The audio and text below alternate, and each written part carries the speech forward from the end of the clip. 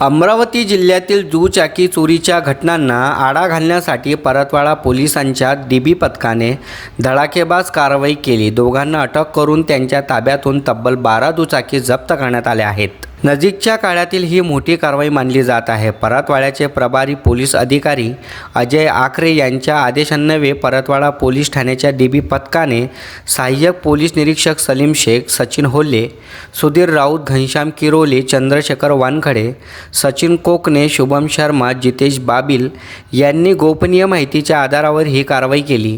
एका संशयिताला ताब्यात घेण्यात आल्यावर त्याने एका साक्षीदारासह वाहनांची चोरी केल्याची बाब कबूल केली। चोरी केलेल्या दुचाकी एका ठिकाणी लपवून ठेवल्या होत्या।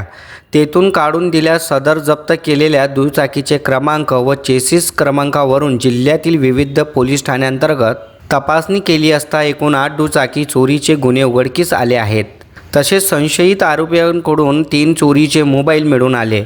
परतवाडा पोलीस ठाण्याच्या हद्दीत 5 तर मोर्शी, सिरसगाव व वरुड पोलीस ठाण्याच्या हद्दीतून प्रत्येकी एका वाहनाची चोरी झाली आहे। पोलीस अधीक्षक निकेतन कदम, अप्पर पोलीस अधीक्षक दत्ता तोटेवाड, गुन्हे शाखेचे पोलीस निरीक्षक अशोक लांडे यांच्या मार्गदर्शनात परतवाडाचे प्रभारी अधिकारी अजय आखरे, सहाय्यक पोलीस निरीक्षक सलीम शेख, सचिन होले, सुधीर राऊत, घनश्याम किरोले, चंद्रशेखर वानखडे, सचिन कोकणे, शुभम शर्मा, जितेश बाबिल, अमन ससोदिया, वैशाली पवार यांनी ही कारवाई केली आहे।